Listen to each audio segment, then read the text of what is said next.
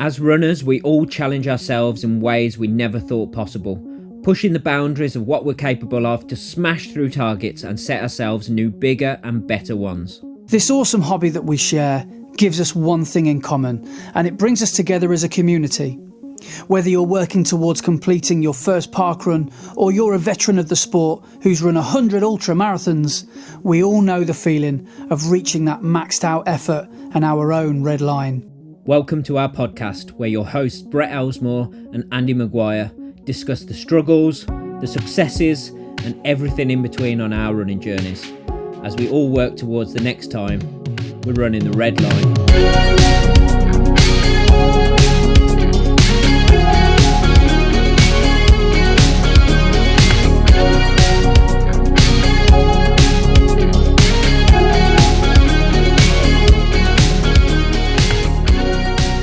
Hello and welcome to episode 21 of Running the Red Line.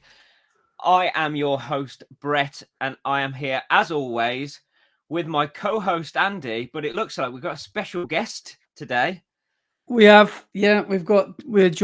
graced with Daisy's presence, so I apologise in advance because she is known for being a little nuisance as she's wriggling around now. So yeah, she sat on my lap, but I think she wants to get down. So yeah, if she misbehaves, she's just going out. She's got one chance. She's got one chance. She's never allowed in this room, but because Laura's out now, I've let her in, and I might regret this. No, she's biting the radiator. You're out. You're out. Right, 3 strikes and you're out. I'd strike 1 days. She's going after the thermostatic valve. Right, strike 1. Amazing. I am hoping that my internet issues are a little bit better this week. I have moved my router as close to the bottom of the stairs as I can to get as close to where I am right now, but we shall see. But I have ordered brand new internet, so next week we should be up and running, and we should have no issues at all. Well, that required I developed a whole new skill last week when you kind of froze, and I was thinking, shall I address it? No, Daisy, strike 2, plasters. Daisy, that's strike 2. That's me plasters. I've just basically emptied my sort of first aid kit from last week's run, which was like the trail that I did, onto my desk. So it's like my first aid kit, and she's gonna have the plasters. It was. I had to master a whole new level of like podcasting last week. When you'd freeze for about what felt like forever, I'd be like, "Shall I just? Shall I just say sorry, guys? Brett's frozen, or shall I just carry on talking and hope no one's noticed?" But it was quite funny watching it back, wasn't it? Where your head just goes. You're like, "Is he frozen, or is he just being really still?" Yeah. But right, we need to explain why we both look half asleep.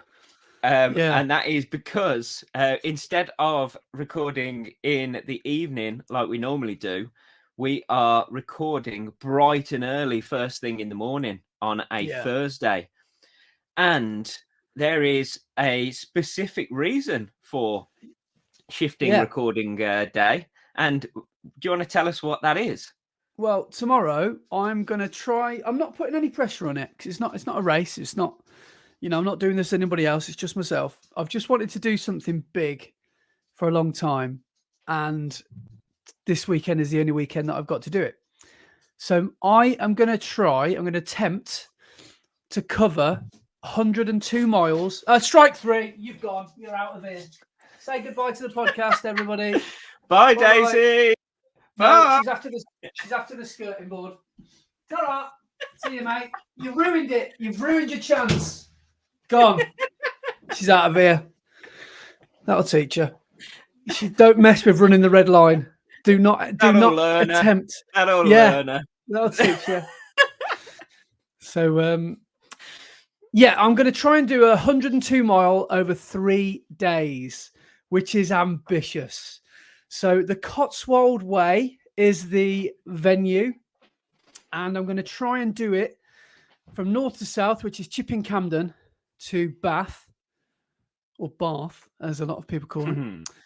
And I'm going to try and do it over 3 days, which would require an ultra marathon, 3 back-to-back ultras. The first day I'm going to have to do self-supported, which has got issues of its own because Laura can't come and meet me until later in the day. Days 2 and 3, she's going to be my sort of floating and moving and rolling aid station. So we're going to have checkpoints where she can meet me on the Saturday and the Sunday. So I've just got to really just try and get through tomorrow and try and not drink all my water in the first 5K. But So I've been. Go on. How much water are you taking for this? So what distance is tomorrow? So it is.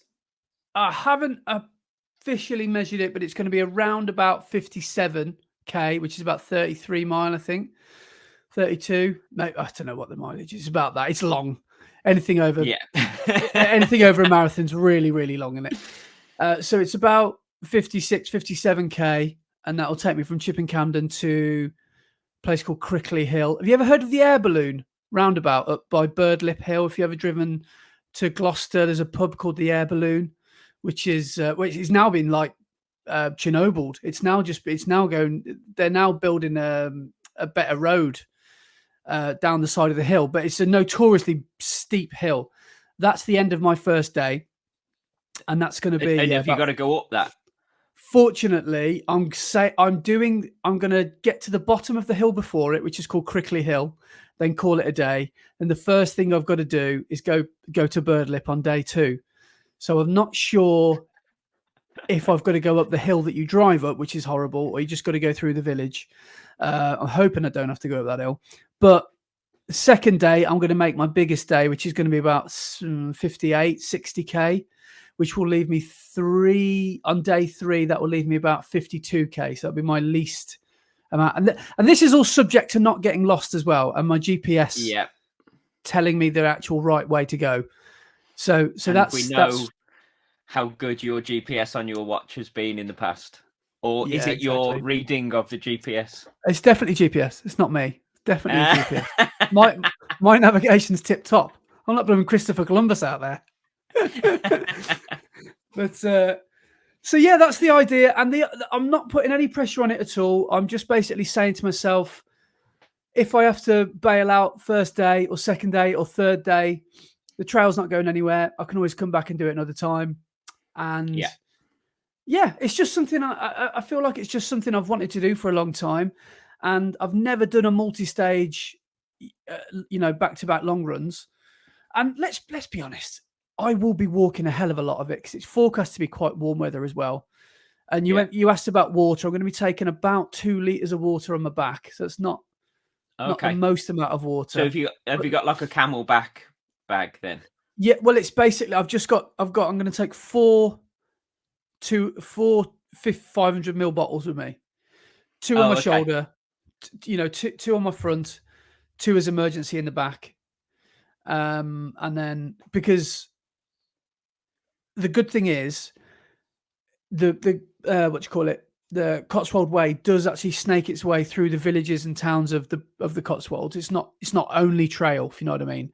It's not like the Appalachian Trail in the States. It is quite, wouldn't say urban, but you do run through towns and villages. So I've looked on the map, and there will be like co-ops and Tesco Expresses and the occasional village shop, even pubs that I can nip into for hopefully to use the toilet and have a glass of water or something. Maybe even a pub lunch. Like I say, I'm not. It's not a time trial. If I stop for a fish and chips and a carb or something, I don't mind. I'll just. We've always said ultras are like a walking picnic. Yeah, basically. So who knows? I'll probably just end up, getting on it. Might have a few beers, watch the football. I'll miss a couple of football matches, which haven't really thought about. But it's going to be fun. It's going to be good. The weather looks like it's going to be decent, and it just gives me an opportunity to try and do something big, something I've never done, and as well, I know this is maybe it definitely is overtraining for this, but in July I've got this 100K coming up, which is I've never done anything like that in one day. So this will be, and that is a race. So I will be not exactly going hard, but I've got a time in mind that I do want to complete that in. But this will be just this. I wouldn't say it's perfect. Like I say, it's overtraining really because it's three back-to-back ultras. But I will be doing a lot of walking, especially the hills. I need to protect my quads, so I don't think I'll be hammering the running hard down the hills. So yeah, it's and as well, I've never done anything like this, so I don't want to. You know, while you in a race, you've got going out too fast mentality. Well, I could do that on day one. Do you know what I mean? Because I've got day 2 and day 3 to get through. So I've got to be mindful on day one, not to do it too hard, too fast, too soon. I want to try and finish each day within 9 hours, which is, I mean, last time I did the Worcestershire Way, that was 9.5 hours. And this is about half the elevation each day. So I should be able to do it. I should. But so yeah, that's what I'm going to be getting up to this weekend. And you're the only person I've told. I haven't told anybody else because I didn't want it to become a thing. I didn't want it to become a big thing. I didn't want it to become like a thing I announced that I'm saying I'm doing. It's just an off the cuff sort of thing.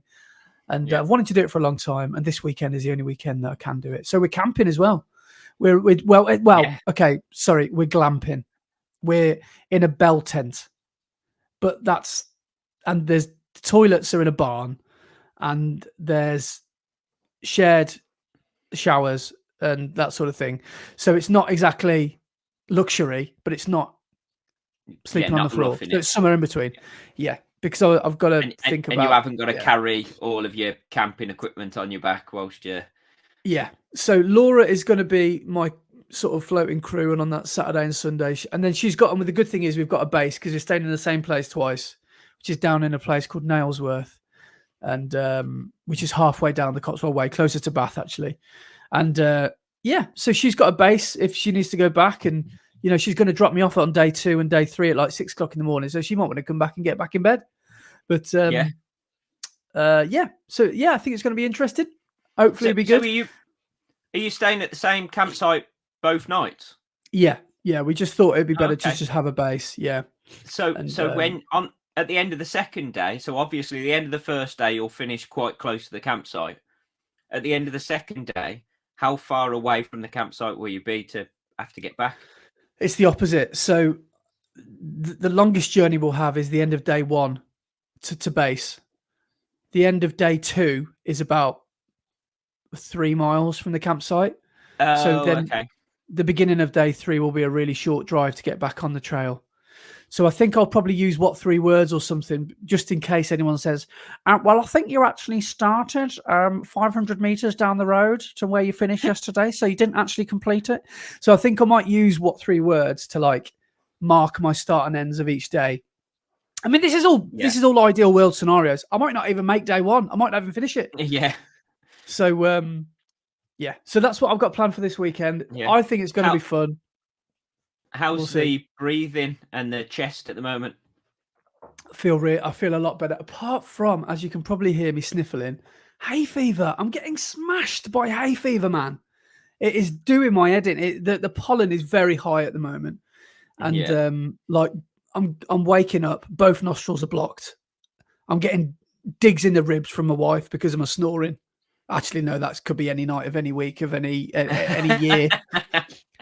But sneezing like crazy. I'm constantly doing this, trying to itch the roof of my mouth, of your tongue, and you look like an absolute. Yeah. I'm constantly doing that. And apart from that, I'm actually doing so much better. I feel like I've made a decent recovery from when I was ill about a month ago, 3 weeks ago. Still haven't done any top end speedy stuff, but that's okay. So I've just been keeping everything in zone 1 and 2, which is why I think this ultra challenge, I know it's a big challenge coming back from illness, but there'll be certainly no, right, I've got to get up this hill in the next 3 minutes. There'll be none of that. So, so I think it's going to be good, and I'm hoping I can stay healthy, and I've got to keep an eye on my hydration, have an eye on my electrolytes, which I'll be taking with me. Yeah. Because I'll be sweating like a monster. But yeah.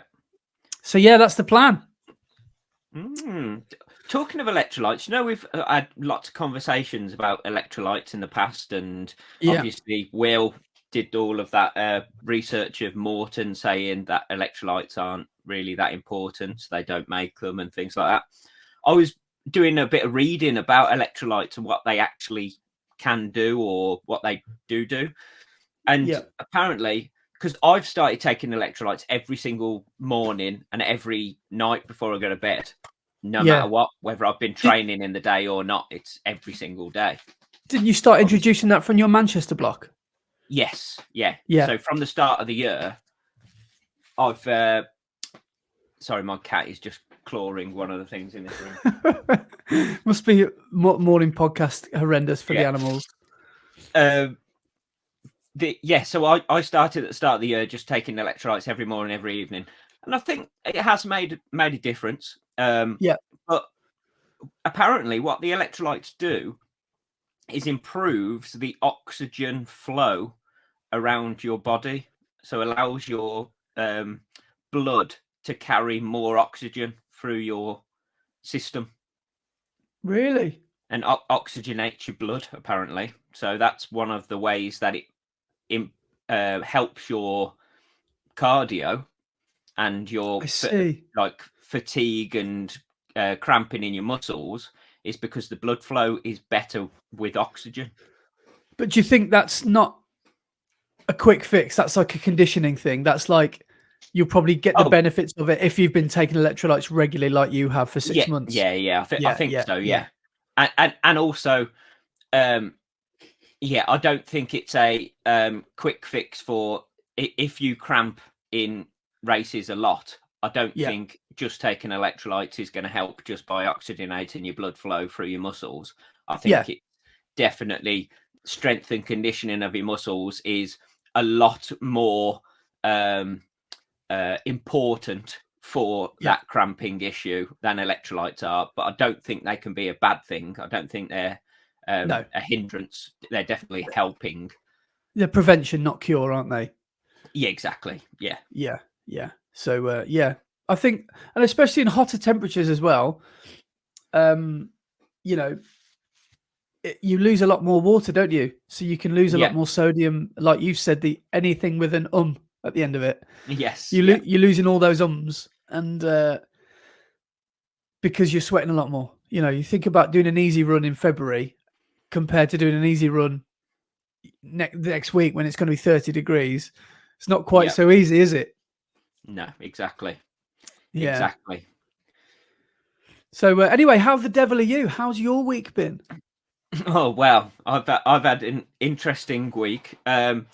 Finally, our students at college are finished. They are done, and we've just finished all the marking and sent it off to moderator. So that is done for another year, which has been a bit crazy. Doing lots of marking outside of work hours and stuff, but it's all good. It's got to be done, so we've done it. But I have woken up this morning aching a little bit more than I was yesterday. It's kicked in from Tuesday. So I did a race on Sunday and then went down to training on Tuesday. And I thought, I should take this a bit easier. And then obviously got carried away and did the track session. But our track session on Tuesday was 400 meters, just quick 400 meters, and then 4x600 of 400 meters jog, and 4x200 of 200 meters jog. So it was, and we were supposed to run it at 3K pace. So it was shifting, going quite well. So did the 400 with everyone, and then we jogged 400 and got on the finish straight to start our first 600 and crossed the line, lapped my watch, accelerating up to pace, so like pushing to go quite quick, and Ryan, one of the lads in the group, accidentally clipped my back heel, which meant my back foot hit my front foot, and at full pelt I just hit the track, went down like a sack of spuds. And I I don't bounce like I used to. Do you know when you're young and you can fall over and you just bounce straight back up and carry on like nothing happened? Yeah, I hit the floor and just went for a few minutes. But yeah, so jumped back up because I needed to get out the way of everybody else that was running because they were having to go round me. So got up, gave myself a minute just to go with my hands on my knees, get my breath back and making sure that I'd still got all my skin intact. And then I think the adrenaline must have been pumping because I went back onto the finish straight and started the workout and just got the workout done. And that first 600 after I'd just hit the floor was the fastest one I did of the thing. So the adrenaline must have like properly spiked at that point. But got through the session, finished it off. And then at the end of the session, I went, oh, hang on a minute. And my finger on my left hand, this like your ring finger is now, well, it looks like one of King Charles's fingers. Looks like a sausage. And so I think I don't think I've broken it, but it went a bit discoloured yesterday, and it's quite swollen. So I think I've put my hand out and bent my finger in a funny way. So I think I've sprained that finger, and now I can't bend it all the way around, so I can't fully make a fist because I can't touch that bit to my palm at the moment. No. So, and being someone who works with their hands for a living, that's been interesting in the last couple of days. So it's been good that I've been at college marking for the last couple of days rather than at my shop printing or doing leather work and stuff like that. So, which hand is it? Your left hand? Left hand, yeah. So you're not a lefty, are you? No. At least it's not my dominant hand. But you don't realise how much you use all of your fingers for grip strength and stuff until one of them starts hurting. Because like just grabbing handles or pulling my handbrake on in my car and things like that. Yeah. I grab my handbrake, pull it, and go So yeah, it's mad how you don't realise how you use everything until something disappears. So was that at 3K pace? That was that at pace. So do you remember anything about it? Because it must have happened so quickly. Yeah. So we set off, accelerated, and as I'd say we're about 10 meters into the rep. So we were up to pace, and it just. I don't know what happened, but he just clipped my back foot, and my back foot hit my front foot, and obviously it was enough. I've got nowhere to go, and I just hit the floor. So your arms have instinctively come out in front of you, and so I've obviously put my hands out, fallen onto my left hand, and that finger's bent in a funny position. But because I'd hit the floor hard, I've obviously fallen on my hip and my knee and my elbow. So I was more worried about like my knee and my hip and stuff. I didn't even notice my. Sorry. Is it the college? Where are you? You should be at work. What's happened here? Oh man. So my phone just rang and it popped up on my computer that my phone was ringing. Technology. You get the computer in your ear. Hello. What was going to say? Where were we? Where were we then?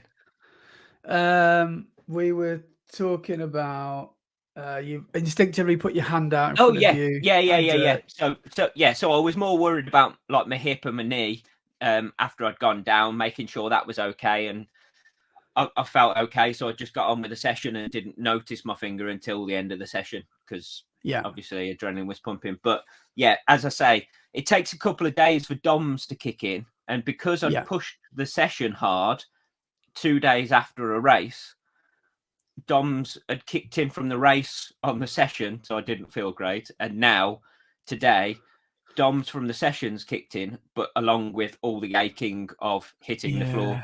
So Yeah. I was not 100% this morning. So I think tonight's run might be an easy / steady one rather than going and doing the track session.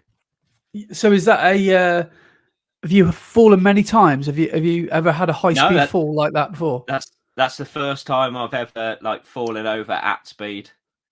Yeah, I'm lucky as well because I haven't. I don't think I've fallen apart from once I fell at parkrun, which is a bit embarrassing. But that was with bloody Daisy as well.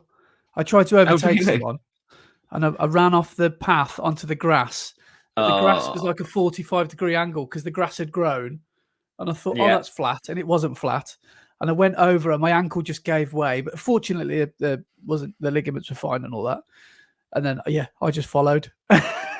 Luckily, it was a grass landing, so it wasn't too bad. It's just my pride that it was bruised. But yeah, it's part of just getting older, isn't it? I remember watching a Ricky Gervais thing once, and he said, I think he just turned 50, and he said, I've just reached the age where I've now, if I hit the ground, I've now had a fall instead of I fell over. Yeah, because he's reached that age where you have a fall. Yeah. Brilliant. But we're coming up fast to that age. Yeah, it's mad. As I say, like when you're young, I used to skateboard when I was younger, and you'd go out and you'd spend the whole day just falling off a skateboard and getting back up and carrying on, and then falling off again, and you'd hit the floor really hard constantly, but you'd just jump back up and carry on. Now, if at our age you fall over and you're down on the floor for ages, it's like that scene from is it Family Guy, where he falls over and he's just on the floor going for ages. I haven't seen that, but I can imagine. Yeah, it's a long way back up the older you get, isn't it? It is. But yeah, so you had well, we both did races last weekend, didn't we? Yes, 2 very different races, but yeah. Shall I tell you about what I did? Yeah, a bit like your sneaky ultra. So Andy Sneaky Ultra Maguire this weekend. You were Andy Sneaky Trail Race Maguire last weekend. Yeah, well, it was a last minute sign up, and do you know what? I'm so glad I did it. It was wicked, and it could have been very not wicked as well, because if the weather was, it was really brutally windy, but I'm glad it wasn't wet, because if there would have been rain as well, I would have been like, I can't believe I've just traveled 3 hours down for this, because I did put a lot of effort in to get down there, and getting home was even worse. My phone ran out of battery, and my car doesn't charge my phone anymore because my fag light has just run out. I don't know what's happened to it. The fuse has gone or something. So I'd run out of battery. So I had to memorize the way home. And I didn't and I, incidentally, which I'm going there on Sunday, but the way I came back was through Bath.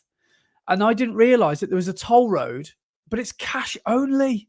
And it's £1. What? Yeah. So there's a place in Bath called Bathampton, and there's a toll bridge, but one of these old Victorian toll booths with like a 90-year-old bloke with a little hat on that comes and takes your money. And I was reading reviews about it, and they were like, even though it's £1, they won't let you go across if you haven't got the right money or something like that. So, and I was like, I've got about 46 pence. And I thought, right, let's just go through Bath, and went through Bath City Centre, and that was chaos. But luckily I managed to get up to the M4 and then the M5 home. But so we set off at 6 o'clock in the morning. And luckily it was a 10:15 or 10:30 start for us. So we got down there, and it was the race was called Maverick Dorset, the original.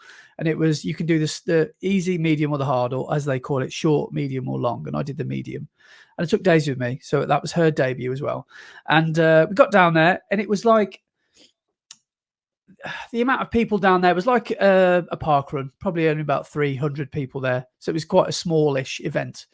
But you park on a massive field, and it was really, really chilled straight away.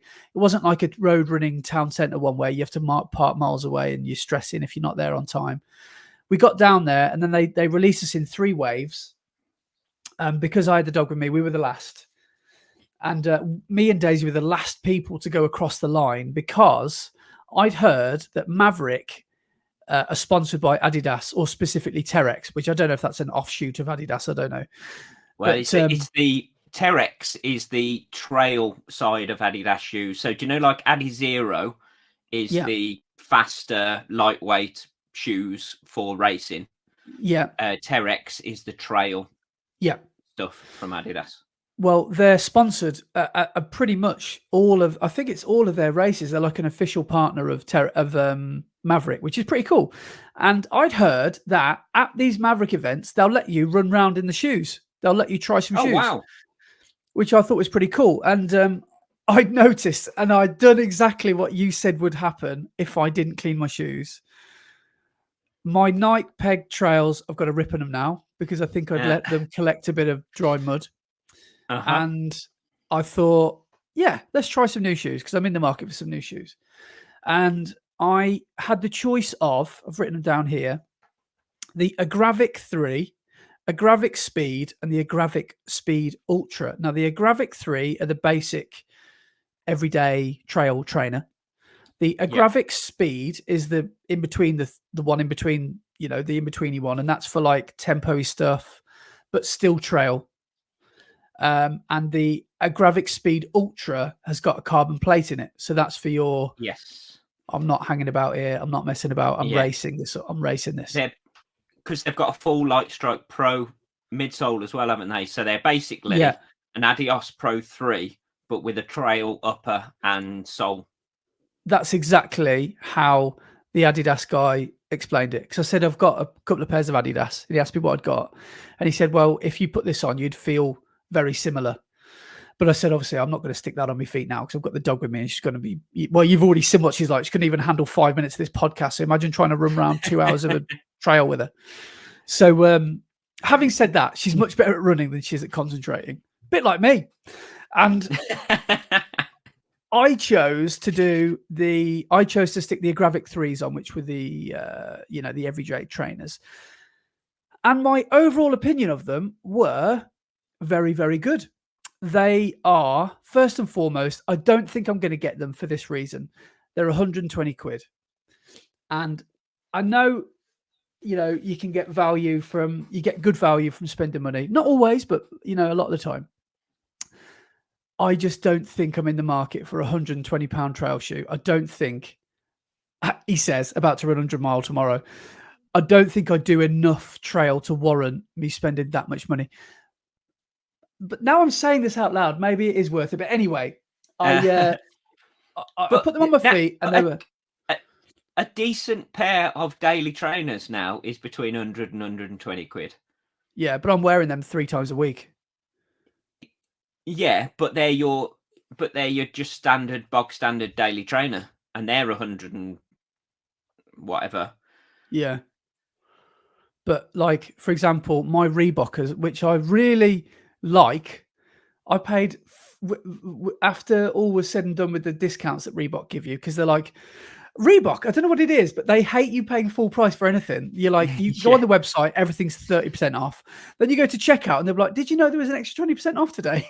And they're like, and then you go and put a code, you go and Google a Reebok code and you get another 10% off. So you only end up paying about 30 quid for anything. But I bought these Reebok trail shoes that should have been 70 or 80 quid. And I'm on my second iteration of them. And that's what I'll be wearing tomorrow. And I just really like them because the reason I like them is they're hybrids. They're like front door to trail shoes, which is what I do a lot of. So I run a lot of tarmac to get to the trail. And I asked that question to the Adidas guys and they said, these are not really, they won't hold up very well on the tarmac. The tarmac will just wear away the sole if you're doing like 50-50 tarmac. And so, or they won't hold up very well, or you'll feel it in your joints. So that they're for the trails really. And so I'll give it some thought because they were really nice. They were really stable. And I've never really, if I'm honest, I've never really understood what a stability shoe means or what a neutral shoe means. But when I put these shoes on, I just felt the whole width and the whole length and width of my feet were just fully supported at all times. So I really think they were a really good shoe. I didn't have any near misses. Didn't go over on my ankle. Didn't when I did get a slight bit of rubbing, but again, that could have been the sock that I'd chosen. Could have been a number of things. It's a trail, for God's sake. So you're doing so much running downhill, so much running uphill. Yeah. Blisters are sometimes the least of your worries. So I did have a little hot spot. Did you say you didn't get exactly the size that you would normally wear as well? Yeah. So I actually had to wear the women's because the 9s weren't there. So the guy said, why don't we put you, if you don't mind, of course. And I said, no, that's cool. He said, well, we'll put you in the women's, but we'll size you up half a size. So I wore a 9.5. And I think the science with female shoes is that they're slightly narrower in the toe box. And I think that's what maybe my problem was in my feet. But then again, I've got narrow feet anyway. So maybe I'm just, trying to make sense of it all. But yeah, I didn't really feel, they didn't really feel like clown shoes. They did feel like a decent fit. I don't know what they're like with trail shoes, but sometimes like race shoes and stuff, I think female and male ones are pretty similar. But with daily shoes and things like that, you have to be careful with using women's shoes if you are a man, because the heel pitch is different on women's shoes. So they angle different, not like I don't mean the drop. What's called the drop, where it goes from heel to toe. Like from side to side, they're angled because of the hip shape of women compared to men. Oh, I see. Because of obviously women having a different hip makeup because of childbirth and things like that. Their hips are slightly different. So the heel pitch on a women's shoe is angled differently to a men's. So if you are a man and you're using women's shoes, it can cause problems. And that's why they make specific shoes for women, is because being completely neutral, like a man's can be bad for women's joints as well. So race shoes normally, like road race shoes, like the Adidas Pro 3 and stuff like that, and I guess like all the Nike and stuff like that, they're similar. I think they're exactly the same, the women's and men's. But the daily shoes or stability shoes and things like that, and supportive shoes, they're normally different men's to women. So you have to be careful that you're not using ones which will cause you problems rather than But we constantly have this chat though, don't we? Because we always find that the women's colorways are way more attractive than what they give us blokes, which is unfortunate. But so these shoes that I put on my feet, I actually really enjoyed them, and I did the race. I've got some numbers here. It took us, we did 14k, which is about 9 mile. Nice. And I sort of downloaded the GPX file, so I had it on my own just in case I was running solo and missed a sign or something. And they have quite a clever thing, actually. They say if you've not seen one of our Maverick signs for, I think it's 500 meters or 250 meters or 2 minutes, or so, I can't remember what it is now on the email, you're going the wrong way. So that's how you know you're on course. If you haven't seen something for 10 minutes, you've gone wrong, or 5 minutes, something like that. But the whole thing was really well signposted, great marshals. And trail races have just got a different vibe, I think, to road races. And what was, because we got the run done in 1 hour 49:43, which gave me an average pace of 7:40, which is probably about 11-minute mile and something like that. But one of the climbs was just ridiculous. So we started up here, ran flat on the cliff or undulated on the cliff. Then we just did this V-shaped valley all the way down to the beach. It was like pointless. Well, it wasn't pointless because it's the way the Jurassic Coast is. But you went all the way down to the beach and then straight back up another cliff. But it was like, in total, I did 460 meters of elevation. I would say 250 of that was on that 400 meter stretch. It was ridiculous. It was such a difficult one to do. And as we were going down, there was either like you could walk on the flat or you could take the steps. And everyone was taking the steps, and I thought, well, I'll just be clever and try and go around everyone. No, it's actually so much easier to step than it is to just to pitch downwards, because your quads are taking so much more of the burn when you're not stepping. And and when you're going downhill, your feet are obviously pushing into the front of the shoe on that flat downhill. So you're going to just constantly be stabbing your toes into the end of your shoes, whereas at least on steps, it's flat surface. Yeah. So we were walking down the steps, but because Daisy's legs, again, like me, she's only got little legs. Her little legs, she was really trying, but she couldn't get down the steps properly. And there was a big queue behind us because we were all moving the same speed, because you can't overtake anyone really, unless you're an idiot and you try, like me, and you try and run down the flat bit. The bits where there's no steps. So I ended up picking her up, and I had to carry her down this mountain, which was quite funny. And then we got to the bottom, and then I let her go ahead of me, and then she was obviously harnessed and leashed the whole time. And then we went up this hill, and she was fine. And they don't call them aid stations or water stations. They call them outposts in trail races. And I didn't know that. There was one outpost at 10K, which was, to be fair, really well stocked. There was Skittles, Smarties, anything with sugar in it. Basically, you would have had a field day. You would have loved it. There was fresh watermelon, bananas, oranges, everything. It was like really, really well stocked out aid station. And then from then I looked at the watch and thought, right, we've only got 3 or 4K to go.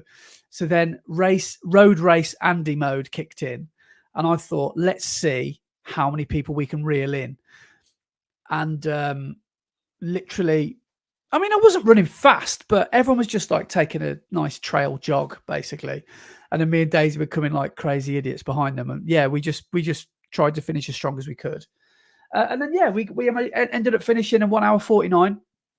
And it was really good, really good. I'll tell you what was funny, and you would have absolutely loathed this as a road runner. Imagine you're doing your final sprint, or whatever you want to call it. You can almost see the finish line in the distance. You're about 500 meters away. There's a road in between you and the finish. And Marsha went, sorry, can you just wait there, please? And she was waving the car. What? So all those people that I'd overtook, it just caught me back up, and we're all stood on the side of the road. And I was like, hey, I'm sorry, Marshall, but I'm not waiting for this. I'm going. So as the last car turned and came out the car park, and then as you're running to the finish line, you're running against people that are leaving the venue. So you're running, and I'm running with a dog. Daisy nearly did a kamikaze underneath the Ford Focus. And I was like, come on, Daisy, we're nearly there. Don't ruin it all now. Don't throw it all away now. And then, yeah, we ended up finishing, and my gap pace was 5K PB pace for that bit. So I was quite pleased with that. Oh, nice. And so those Agravics can actually handle the speed. So I didn't feel like I was obviously I felt like I was putting effort in, but it didn't feel like it was hurting or anything. So yeah, and the views the whole way, because it was called Jurassic Dorset, the original. So it must be Jurassic Park. Jurassic Park. It was the Jurassic Coast. Jurassic Park, the original. Cashback. And it was just so good. The views, as I was saying, it wasn't wet, so we had amazing coastal views. On the top of the cliff was amazing. The wind was brutal, but that's just something you've got to deal with. And yeah, just I've got to bring you along to one of those Mavericks, because I think you just need to just do a trail race, because I think you do really well in it. And B, because you can just eat hills for breakfast. And B, you get to wear free Adidas shoes. Yeah, I'm there. So I think we should go and do one. Yeah, definitely. I'd love to come and do like a trail race. I think other than obviously cross country, but that is very different to trail racing, because you're putting on spikes and trying to run as fast as you can. Yeah. I've only ever done one off-road trail race, and that was the one that I tore all my ligaments in my ankle on. Yeah, I've always avoided trail races because they're a bad memory. But Yeah, I'd love to come and do one. Just like that photo you sent me where you were going down in that V-shaped valley. Just Yeah, looked incredible. But it was. it was meant to. When you zoomed in, it was just a queue of people all the way down and all the way up. It was like being at the Hillary Step on the summit to Everest. You can just see this line of ants of people in the distance, and so that was a bit of a. We all went, oh my god, at the same time, because everyone who came over the crest of the hill saw it. You think, oh my god, I've got this punishing downhill. Then you see the line of ants the other side, and it's like, wow. But you just get through it and you just do it, and yeah, it was really good. I'm mega proud of Daisy, man. That was her first ever race. Yeah. She apart from not doing so well on the really big steps going downhill, she was amazing. And I now see why canicrossers can run really fast times, because even though she's only 8 kilos at the weight of a watermelon, well, very heavy watermelon, but she I was going to say that's a big old watermelon. a really big one. But like 2 watermelons, but she does pull you, and she does make the effort a little bit easier. So and she slept the whole way home, even through Bath City Centre, where it was like stop start, people blowing horns and stuff like that. But yeah, so couldn't speak higher of the Maverick setup. It was really, really good. Amazing. Yeah, that to be honest, that's a fair old walk out for Daisy. What did you say? Nearly 2 hours. Yeah, 2 hours to 9 mile. Yeah. Yeah, that's a big old walk for a little dog with little legs. I do want to take her up a mountain, because I think she could do it. I think I'd like to have a go at Scafell Pike or maybe Snowdon, or I think she could do it. But with dogs, you've got to be careful that your ego's not getting in the way, and you're not thinking and you're not pushing them too hard. Like a telltale sign is if she's running behind me, or if she's like running by my side. It's like, you don't normally do this, Days. What's going on? Are you all right? Because normally she's pulling me, and if she's pulling me, I know she's happy. And then we took water breaks every 10 minutes or so, 15 minutes, because I took water for her. I didn't give her any food, because obviously she'll just yak it straight back up. But so she got loads of treats as soon as she finished, and then she was good as gold all day, to be fair. So nice. But yeah, but then wicked. Yeah, but then I was gonna lead on to the day after, because the day after I replaced the singlet for a high vis vest. Yes, you did. Yes, because there was a race the day after, which you were involved in, and I was marshalling. Yes. So it was the Redditch half marathon. So my hometown half marathon. There was also a 10K on the at the same time. The 10K set off, I think it was 5 minutes before the half, which makes it interesting straight from the get-go, because it's the half marathon course is 6 laps and the 10K race is 3 laps. So basically, pretty much from the start of the half marathon, you are running through traffic, which is interesting. Yes. Yeah. But it is basically, it's at Arrow Valley Lake. So it's where Parkrun is. So it's I think the distance from my house down to Parkrun is 2.5 miles. So I basically got all my stuff and decided to walk down in the morning. So I had a nice easy walk down to the lake. And then as I got there, I was greeted by a smiling Andy and Laura and Daisy, who were at their Marshall Point already. And then carried on down to the start, and I did a U on it, basically. I didn't get out of bed early enough.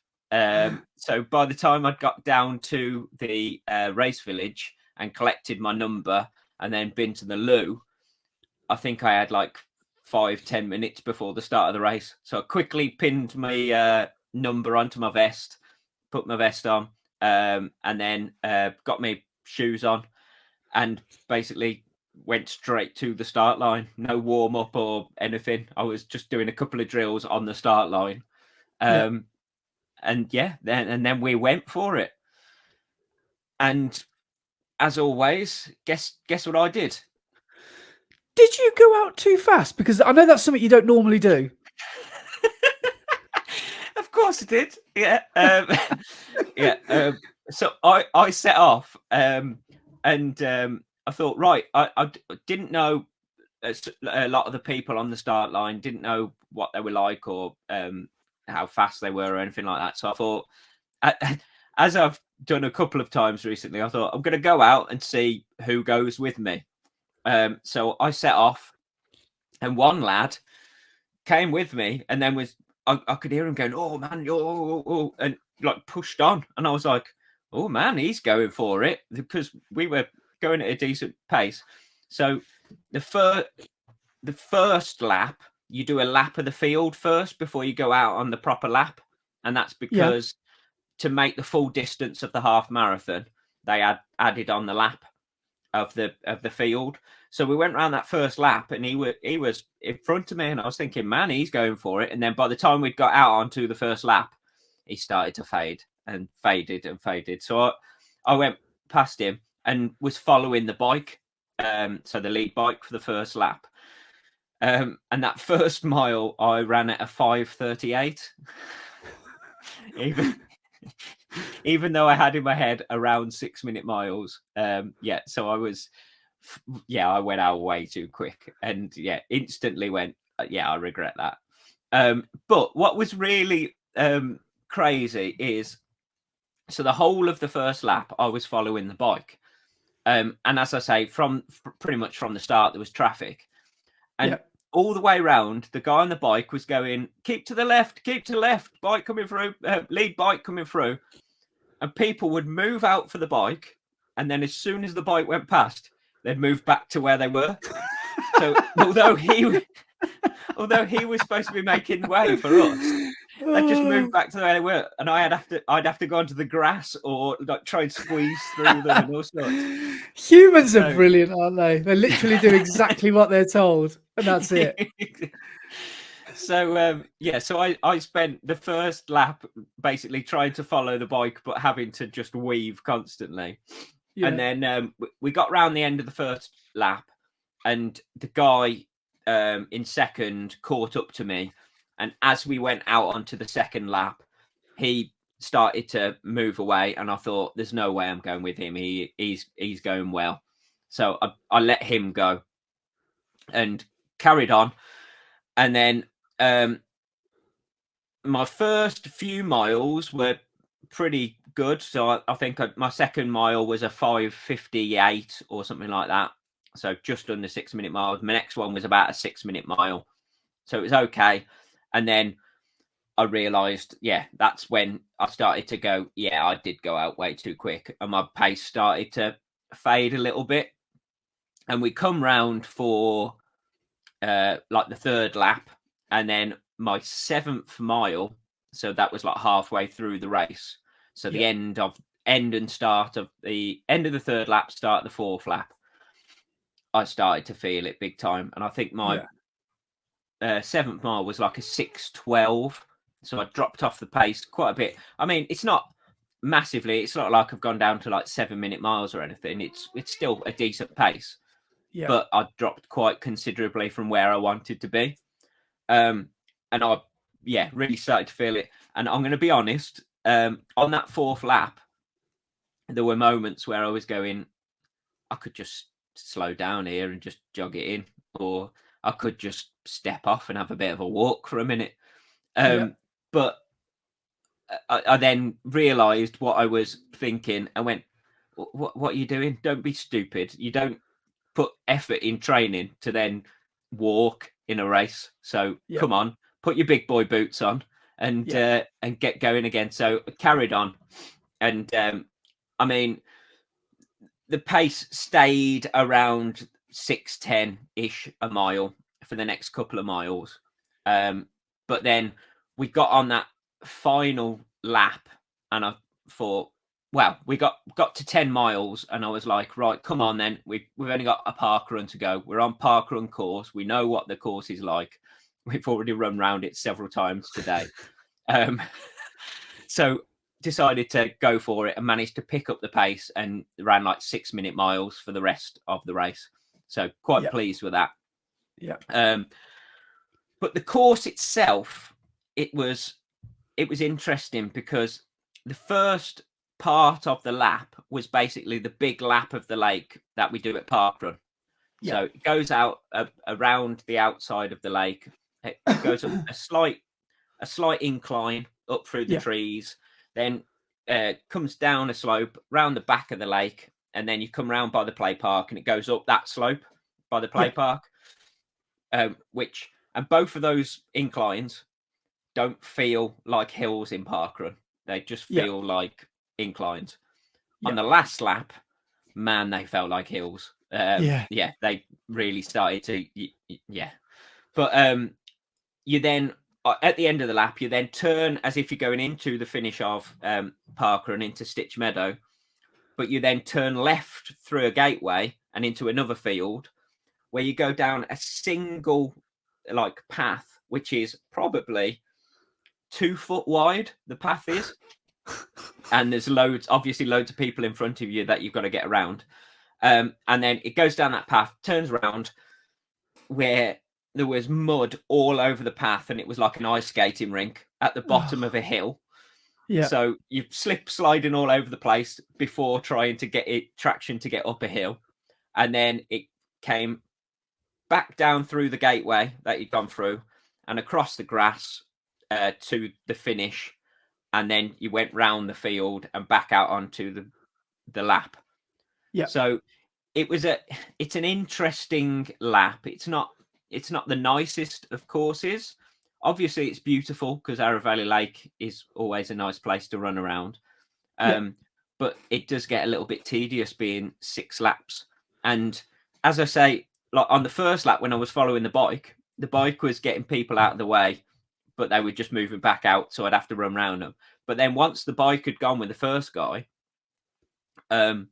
you then spend the rest of the race saying on your right or on your left, coming through, and half of the people move. Some people, see you and move out the way and let you through. Some people are just oblivious to the world and just stay where they are.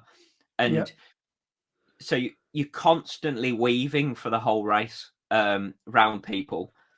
And especially when you go into that second field where the path is only 2 foot wide, if someone's running in the middle of it and they don't want to move, it's up onto the grass like bank to try and get round them, and then up on the grass the other side to get around the next person.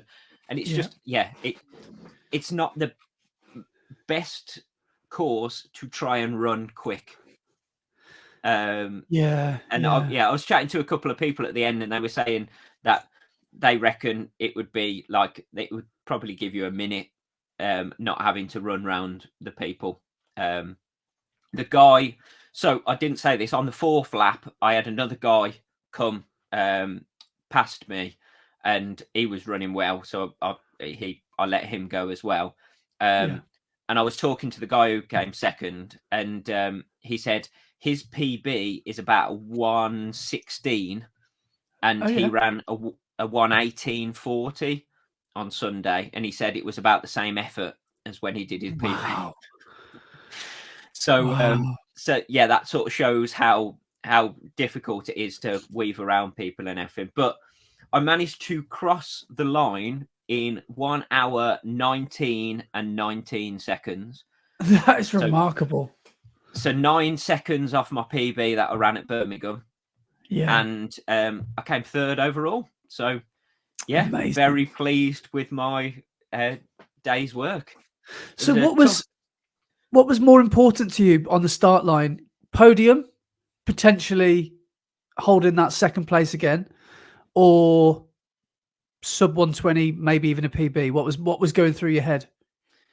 Well, I knew it was a flattish course, although it had those 3 inclines in it. I knew that was going to start to become tough towards the end, but because it was a flattish course, and I know the parkrun course now like the back of my hand,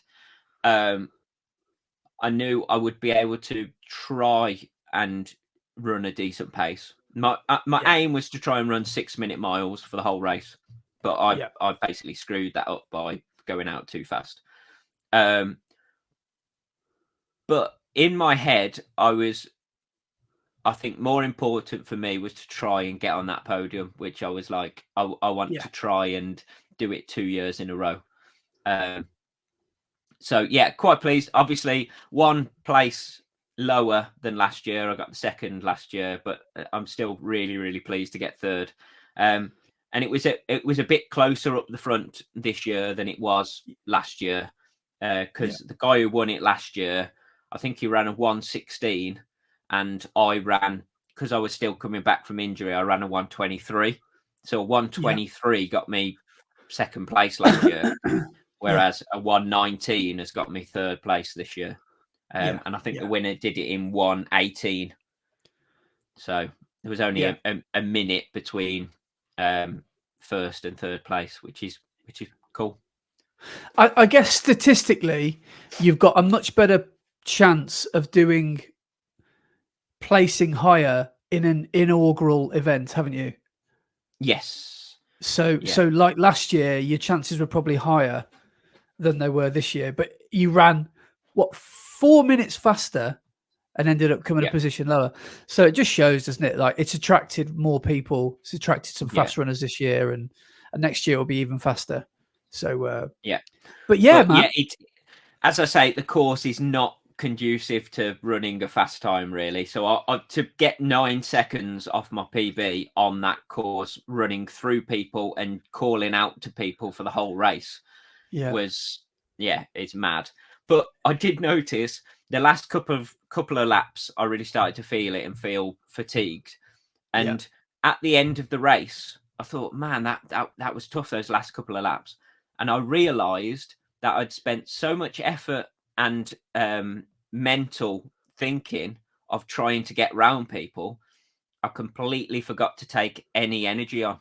So both of my, like, all of the Voom bar that I'd got in my pocket in my shorts was still there at the end because I'd completely forgotten to take it. So no wonder I was starting to feel it at the end, because I was running out of energy. Well, that just shows, doesn't it? Because like, something that big didn't even cross your mind. Like, the physical exhaustion is usually bad enough at a marathon or a half marathon or a big race. But when you've got the mental exhaustion of going, excuse me, I'm coming through for the 483rd time, I can only imagine your head loss and your amount of like, I'm just over this. I bet you were I remember seeing you on that last lap, and I was like, because I'd lost count of how many laps you'd done, and I was like, you got one more? You're like, no, I'm done. Yeah. Because I saw you with about half a mile to go, and you're like, I'm done. Yeah. Or this is it. I can't remember what you said, but yeah. But you picked it up for a fairly fast finish, I think, didn't you? Yeah. So I'm quite pleased with how I managed to rally back, and so my average pace was 6:03 a mile. Brilliant. So 1 second a mile slower than at Birmingham. Yeah. So it's amazing. Not a lot, is it? It's No. So I'm quite pleased with that. But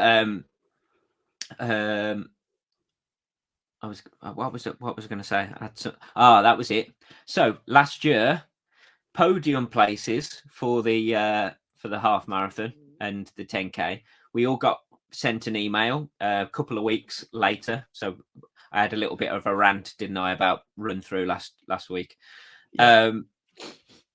So last year we all got a free entry to a race as our prize for finishing on the podium. This year, once again, we crossed the finish line, and they said, well, here's our third place in the half marathon. Hooray! Gave me my medal. That was it. No interaction with anyone from Run Through at all after that. And then after a while, we thought, should we get a photo on the podium? So me and the guy who came second, we went, should we get a photo on the podium? And we looked around and couldn't see the guy in first place. So we asked the guy on the microphone to call out for him, but he'd obviously gone home. So we took our own photo on the podium. No one from Run Through came over to even care or anything. Yeah. And yeah, so it was a bit of an anticlimax, really. It's odd how much of an effort they put into social media on the races they obviously care about, and how much they don't give a damn about races where it's just making them money. Well, you'll like this, right? So we check in to be volunteers at 7:30, and at 8:00 everyone gets taken to their marshal points. We weren't on the list because we were last minute. Like we only said on Tuesday that, so we weren't on the list because we only said last minute that we wanted to do it, and so we got taken to the last places. And the guy showed me the list. He said these and anything in green here is listed as a turn that is not. We could just have cheer. You can just consider yourself a cheer point because it's like it's obvious you can't go wrong. He said anything in amber is a place where we need a marshal, where someone could potentially go the wrong way. Anything in red, it is imperative we have marshals there because it's a crossroads or it's an important place. 11 to 14, which I think is, you know where you saw me. So I was down where the Bible people normally are. Go back, but by the sailing club, by the geese, yeah. So go backtrack a little bit up to the back of that turn, at the back of the back straight of the lake. There's a little bridge up there, I think, isn't there? Yeah, where the totem pole is. Yeah. So that was a red, and I think there was one before it which was a red as well. And he said we haven't got enough people, so you'll have to stay here. So they had about 3 marshal points that were reds that we just couldn't cover. So we just got plonked there and hoped that no cars would come to the sailing club. And they didn't even know about the sailing club. We only worked it out that people were coming down to parking at the sailing club to take the boats out. So we had to sort of stop traffic at once because it was trying to drive through a crowd of half marathons. So we just got put on this bit here because there weren't enough people. And the whole thing, I wouldn't say it's probably bad to say word shambles, but it's like they don't really care. They haven't sent enough people up there. I mean, I'm sure they're stretched thin with all the events they've got, but content, right? You could argue it's 2024. Content is such a huge part of life now. Just give someone a job. Anybody, this would be the best job on the day. Just stand on the finish line and film the first 3 male finishers of the 10K and a half, and then your job is done. And film them coming through, and that's all you have to do. And they obviously didn't give anyone a job to do that, did they? Yeah, but not just that, just everybody as well. Just put it on social media. I don't think I've seen anything about Redditch half marathon on any platform, which is crazy, especially when people are spending money to go and do these events. Yeah, that you would have thought that something that's free to do, of putting up a few posts about a race, would be at the forefront of what they want to do because they're advertising their event. It's mad. I don't understand it at all. But so back to what I was saying. So they didn't really pay any attention afterwards to anyone really. But I got my email through as my prize. When did I get it? I think I got it yesterday, my email. And instead of a free entry, I have got £20 off a race. God. So not even a full amount to get a full entry to a race.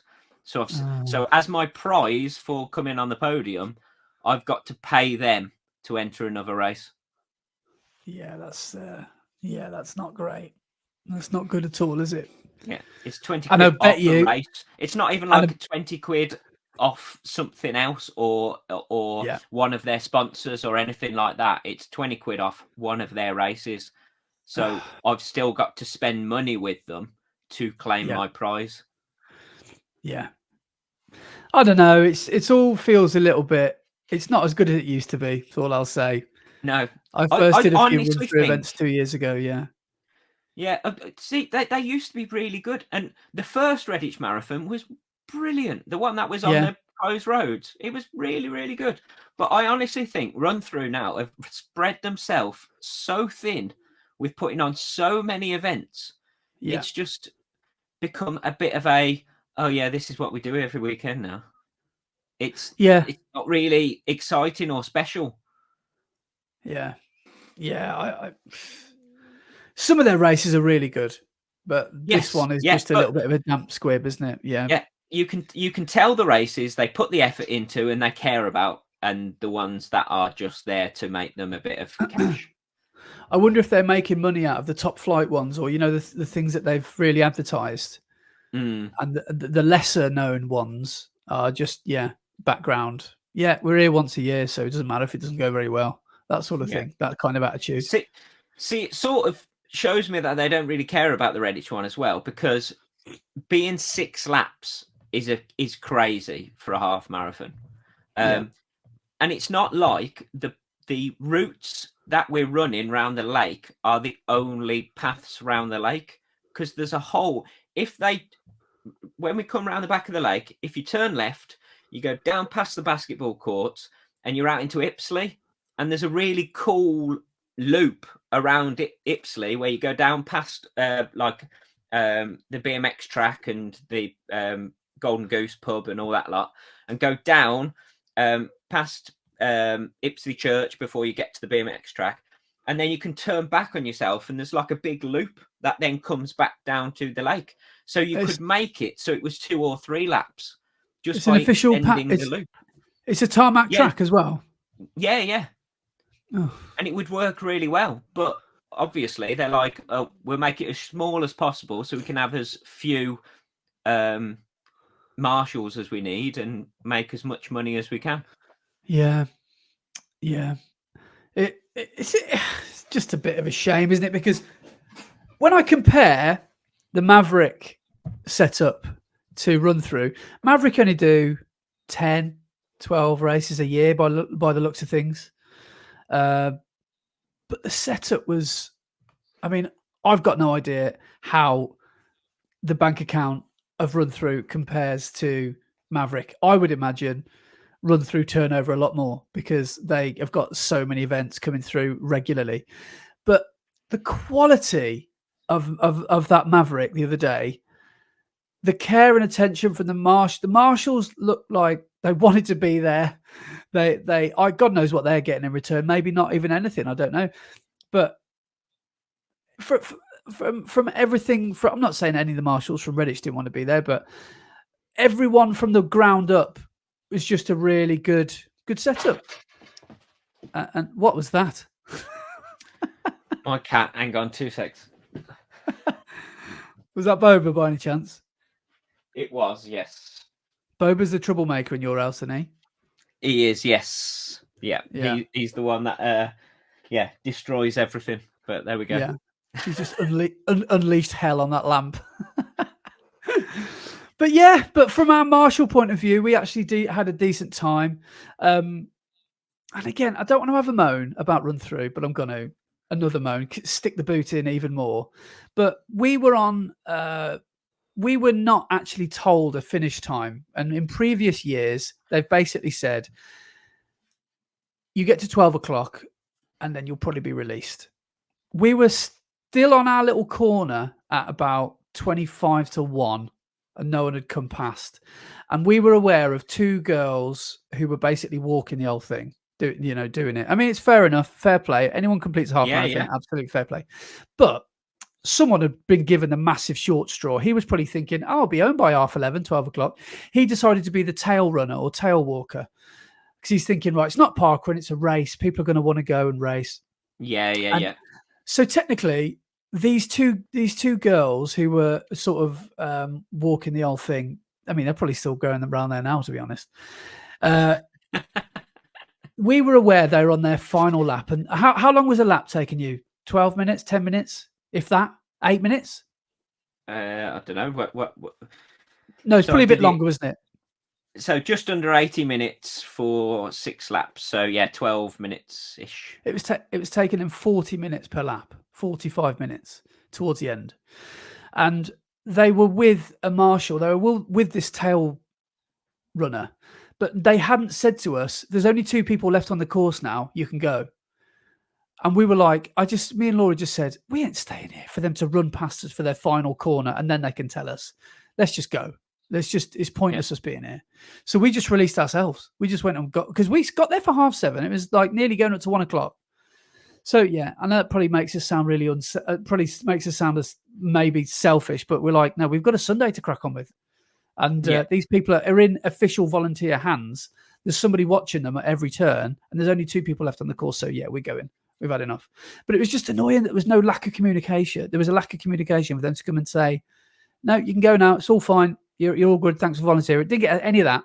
So that might be our swan song. That might be the last time we volunteer, I think, because it wasn't. It just wasn't great. But I wanted to mention a few people that we met on the day. Yes. So amongst others, we saw Big Stephen Grice, the Mumbai Bye heckler from Newport. He was there. He was hanging with the 2:10 pacer. But then on his last lap, I saw him a good few minutes ahead of the 2:10 pacer. So I think he said he was running with a friend, and they've obviously got in front of 2:10. So well done, Stephen. Nice. Met someone called Alan, and Alan, an absolute legend. Hopefully, we'll be listening to this. Was listening to our podcast during his half marathon, and his target was to finish the half marathon before the podcast. I said, "Good luck with that, mate." No, it's the opposite. No, I said, "No, it's the opposite, isn't it?" I said, "You'll easily do that," because I think that last week's podcast was 1:45 or something. But he did it in 1:40. So congratulations, Amazing. Alan. I think that's right. And at the start, he said, "I've got a shoe dichotomy. I don't know whether to go with the Saucony Endorphin Speeds, which are sort of the daily trainers, take it easy kind of run, or the Asics Meta Speeds." I said, "Yeah, come on, mate. It's a race. You've got to go for it." So he stuck on the bright red Asics, and he got himself in for 1:40. I'm not sure whether it was a PB or not, but he looked like he had a really good race. And he even came round on one of the laps. He said, "You are a hipster," and then just carried on. So that made me chuckle. Amazing. So he's obviously every 10 minutes or whatever he's taken to come round, he was probably listening at a new bit. So that was really good to see, Alan. So well done, mate. I saw someone else called Chris, who also is a listener, and he was carrying an injury, but still decided to do the 10K like most of us, because he's signed up to it. He's like, "Yeah, I'm going to do it." So I think he did it as a progressive, maybe. I'm not quite sure. But he looked like he was on decent form. So I saw him whiz past me 3 times for the 10K. Saw someone I know from Worcester Pitchcroft called Mervyn, who also did well. He did sub 40. And the legend that is Andy Goldsby, who is the parkrun director from Arrow Valley. He's just the nicest guy, the nicest human being you could ever wish to meet. And he said to me at the start, he said to us both, "Yeah, I don't really know what's going to happen. I'll just sort of take it easy." He got a PB. So I think he did what we all do, did his first mile or his first lap and thought, "Oh, it could be on. So yeah, might as well crack on." And he got himself a PB. So well done to you, Andy. And finally, we met some royalty. Finally, it was nice to actually say hello and shake hands with the one and only King Gary Manders. He came up and said hi, and we had a bit of a chat. And all round nice guy. So nice to see you, Gary. And so that's a little roundup of the folk I met. I'm sorry if we said hello to anyone and we've missed anybody out, but so nice to catch up with a load of people on Sunday. Yeah. Thank you to everybody who came and said hello in the event village at the finish as well. It was good to meet you all. I do need to mention as well, though, at the end, one of the highlights of the day, actually, because they did make a decent fuss of this, was the kids race. Right. Which is a kilometre. So all the kids do a kilometre. And this year, once again, my nephews and my niece decided to enter. And and my niece beat both of my nephews. Amazing Legend. work. So Thea, I think she ran it in about 6 minutes. So yeah, she did really well. And then Noah and Caleb came in a little bit afterwards. But I also need to mention a couple of little ones called Jacob and Holly Fenton. I think that's their surname. And they came up and they were having a chat and really enthusiastic. And they both ran really well. Holly was going for it. But Jacob, he was flying. And really, he was, as they came into the finish, he was leading and he just got pipped on the post. So he came in second. But he was absolutely flying. And what pace do you reckon they were running for that 1 kilometer? What time do you reckon the winners of the kids race? Bearing in mind, Jacob, I think he's 7. Well, I can do, my 5K pace is about, let's just say 4-minute Ks. So I don't know, would the winner have done it in about, say 4 minutes? So the winner did it in 3:39. Oh, wow. Oh, that's rapid. Oh, wow. That's incredible. So Jacob, who is it that came second? So the guy who came second was, just over 3:39. Yeah. So let me check. I've got the results here. Let me quicker than me, quicker than I can run. So Jacob Fenton, 3:39. Yeah, the lad who came first actually did it in 3:38. Oh, wow. What a finish. What a finish. Brilliant. But that's flying, isn't it? For a 7-year-old to run a 3:39. And it's not like it was flat either. There was bits on grass. There was a slope in the middle of it. It's well good. That's brilliant. That must have been great drama. The parents must have been like, oh, loving that. That must have been great drama. Yeah. Yeah. But that was a great part of the day. And yeah, it finished off the day on a high note, rather than being a bit of a damp squib of you finish half marathon, right, see you later. To actually have that and celebrate like young people being active was really, really good. So yeah, that was great. Someone came and asked me with their kid. They said, excuse me, where's the children's marathon start? I was like, marathon? I hope it's not a marathon. Yeah, it was good to hear that it was only 1 kilometer, but no, that's great. And it's brilliant to see all the kids giving it their all. I bet that was really good to see. So yeah, I know Leamington half marathon's coming up this weekend. Yes, it is. Yes, it is on Sunday. They have a kids race, which I don't know if you remember watching that last year. Yes, which was one lap of the park. And that was just, again, brilliant drama. Because we watched someone do an Ingebrigtsen, didn't we? Who went out so hard, and his kid's about 6. And then someone kicked Josh Kerr right at the end. And you can just see it never, and this kid's 6. And I bet you he'll get to 46 and he'll still be going out too fast. Yeah. Because I imagine that never goes away. But yeah, best of luck to Rich the Beard Evans this weekend, who's doing Leamington Half Marathon. Oh, is he running Leamington? Yeah.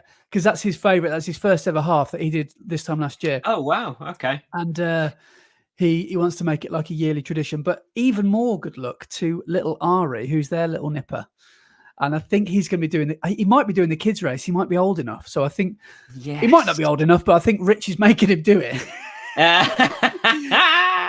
So dragging him along.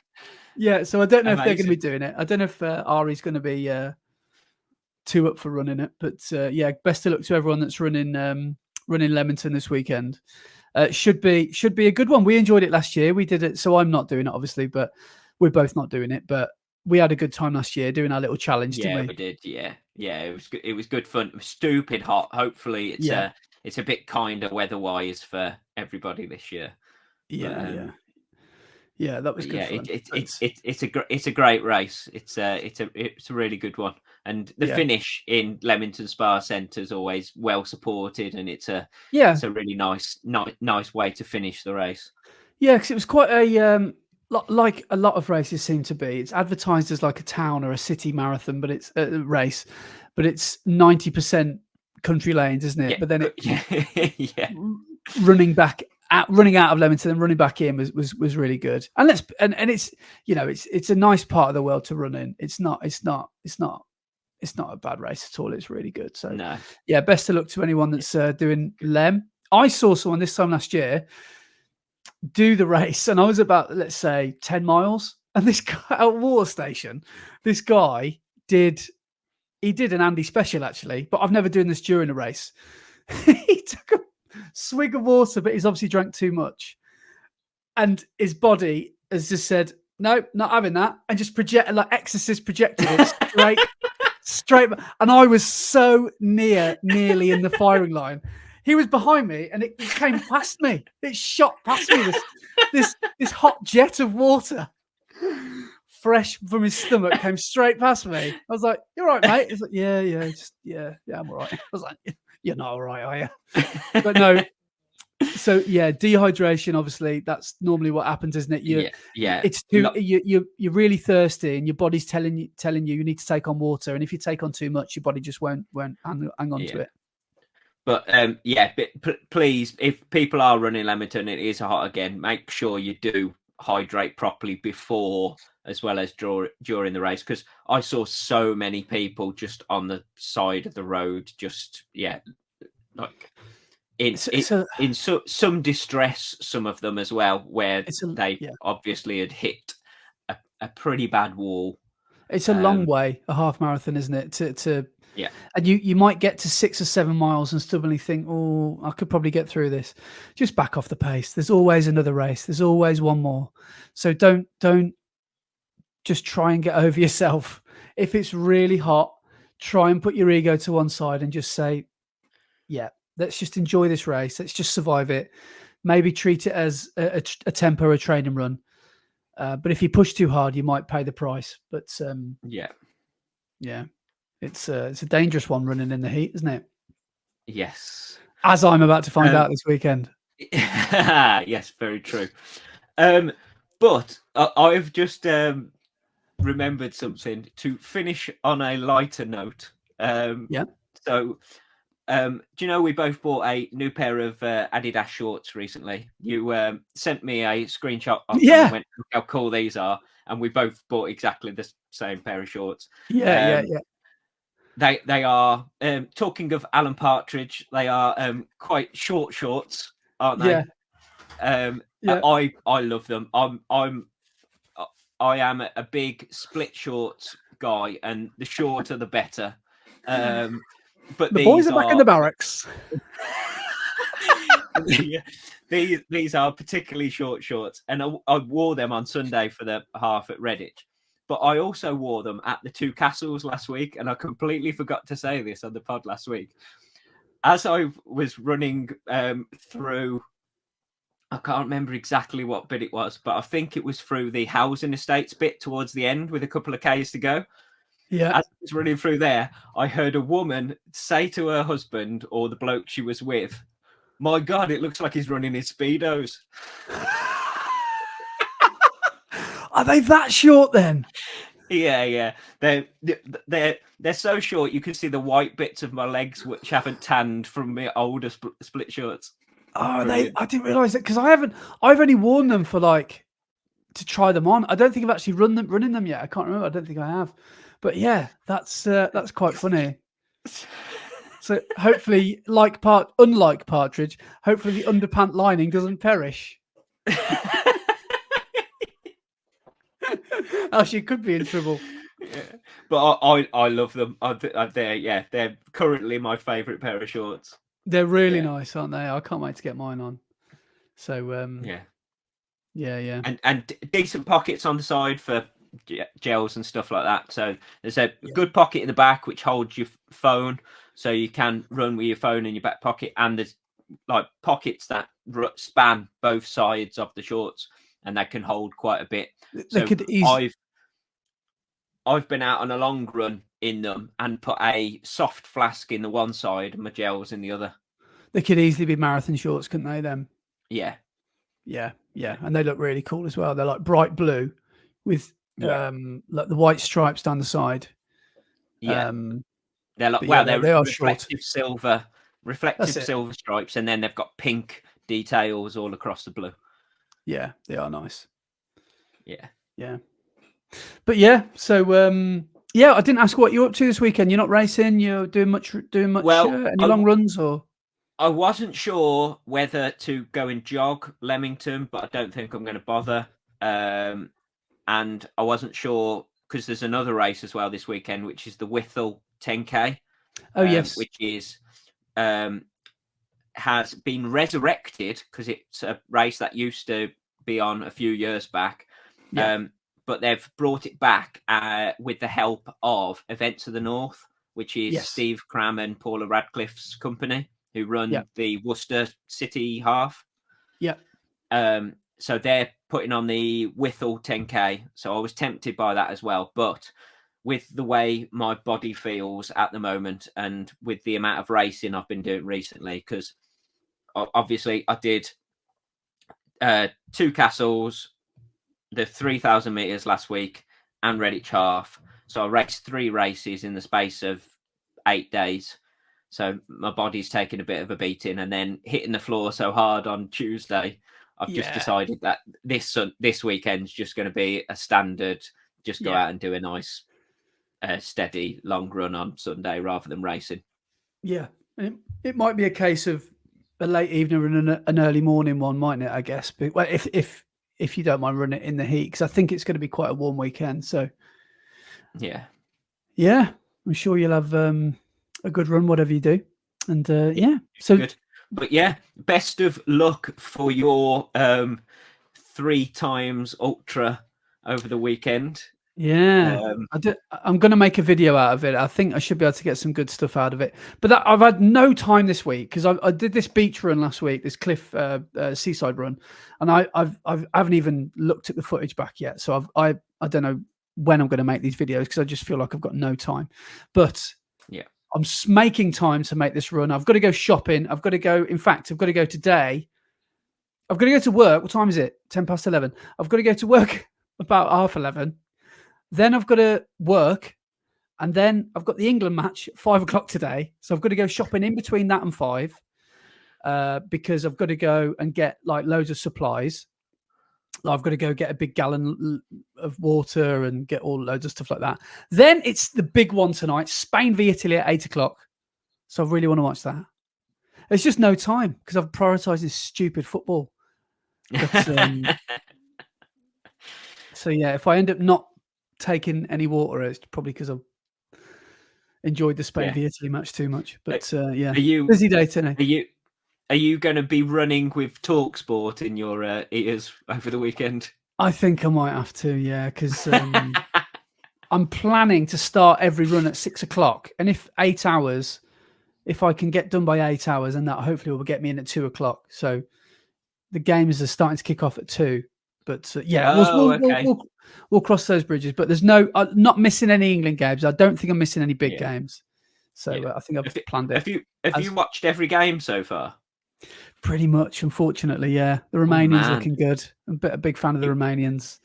But like for example, I'm mad for it. I'm like tomorrow, I'm gutted because I'll be missing Slovenia versus Serbia. Do you know, games like that? Like I just love watching Turkey v Georgia. Yeah. Brilliant. I just love all the football. And once every 2 years or 4 years, I just get mega into it, like an 8-year-old. I just get like so kid at Christmas because I just love the tournaments. Just absolutely love them. Yeah. So far, I have watched a grand total of half a match. Did you? Which game? The England second half of the England game. Yeah. Oh right, okay. Well, I don't know if you know much about the England football team, but in my opinion, the greatest footballer in the world is not Ronaldo. It's not Messi anymore. It's Jude Bellingham from Stourbridge. Yeah. And you'll like him. He's an Adidas sponsored athlete. Yeah. And he's the great, and he is undoubtedly England are just, if he does anything wrong, like Beckham, like Rooney, the English media will just pin everything on him. His fault, and in 2 weeks' time, everyone's going to hate him. Yeah. But no, he's Yeah. because he's 20. He's so mature as well. When you hear him interviewed, Yeah. it's crazy how mature he is. Yeah. So I think he's 'Cause got they a were good head on good shoulders. They retired his number at Birmingham, didn't they, when he went Yeah. to Real Madrid? And everyone was like, "Are you stupid? He's 16." And but I think it makes sense now. It all makes sense. Yeah. But yeah, come on, England. We've got a big game today against Denmark and then another one next week. So yeah. We live in Nice. hopeless optimism as an England fan. Yeah. Here's a question for you. How many times have England won the Euros? Never. Yeah, exactly. So Yeah. Will it be this year? No, probably not. I don't think so. Not with Southgate in charge. But that's for another discussion. That's a different type of podcast, yeah. That you don't want to be involved in. Right then, dude. I will let you get to work and I will do the same. And I will say thank you so much to everybody for listening or watching. Either way, we'll say hello to Daisy. No, she's as asleep. she comes in. No, she's not coming. She's not bothered. She's asleep. Okay, right. All right, and we will say our goodbyes and we will see you next week. Cheers, guys. Take it easy, guys. She's here. Right, please.